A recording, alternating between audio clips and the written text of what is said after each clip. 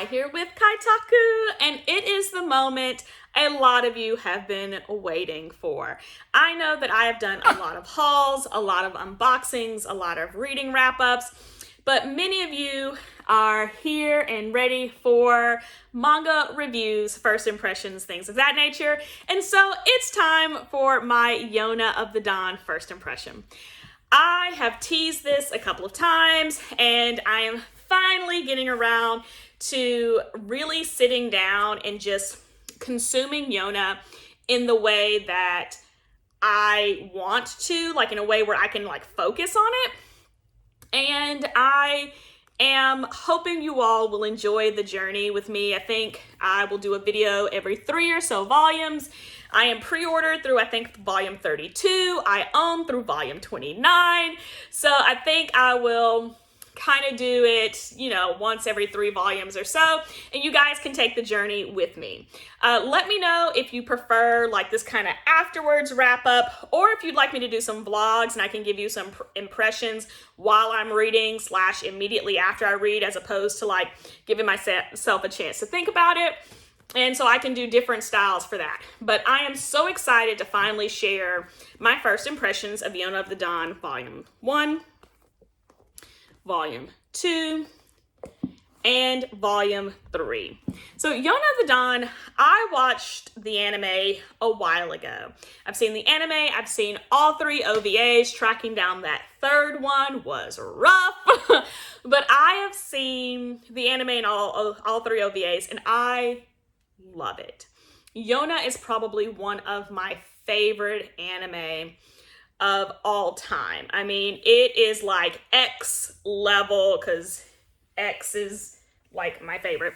It is like X level and Sayuki level, God level for me. So like Sayuki, X, Yona, those are like God tier if I had to rank things. Maybe I'll do a ranking video. But those are like God level tiers if I had to rank things. And I loved it so much. And when I was watching Yona, that was at a point in my life where I wasn't collecting manga as voraciously as I have in other periods, or as I do now. And so I was really just kind of watching anime only, as opposed to reading the manga and watching the anime. And so I'm finally getting a chance to actually dive into the manga and actually get a chance to consume the source material. These first 3 volumes, chef's kiss. Loved it so much. And I love the fact that the anime did not seem to stray very far from the source material. I still don't understand why we haven't gotten a second season, but that's a rant for another time.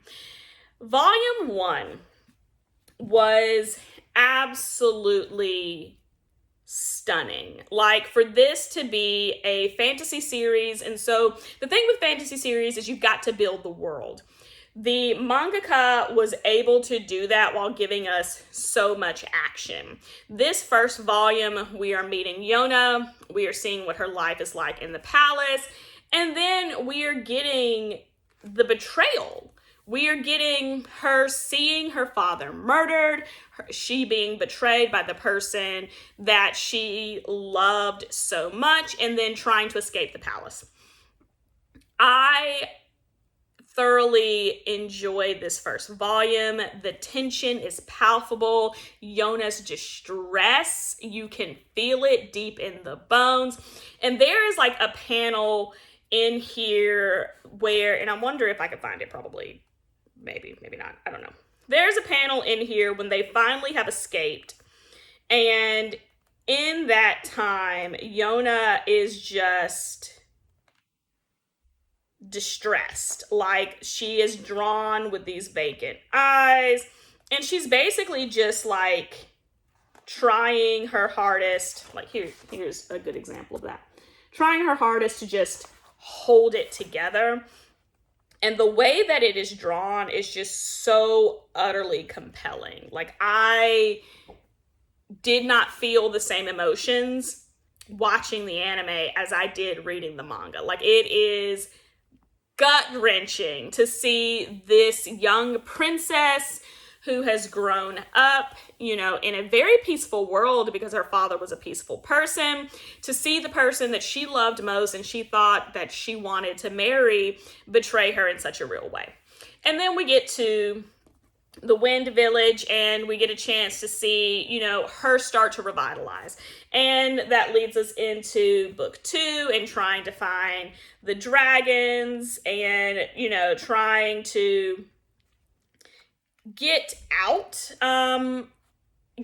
from under the thumb because people are looking for her. So trying to get out, trying to get on this journey to find the dragon so that she can get her kingdom back, and watching as she's starting to grow, watching as she's starting to break out of that pampered princess shell and start to become the warrior that she's going to need to be to take back her father's kingdom, her kingdom, and put herself rightfully back on the throne. So volume 2, I really enjoyed the shift that we see in Yona as she starts to accept her father's death, accept the loss of her kingdom, and start to plan towards getting her kingdom back. And of course, meeting the dragons. So in volume 3, we meet our first dragon, and I love it. So volume 3, Yona is out. She has cut her glorious long hair. So now we have this short hair situation going on. And we are seeing as she has met a prophet.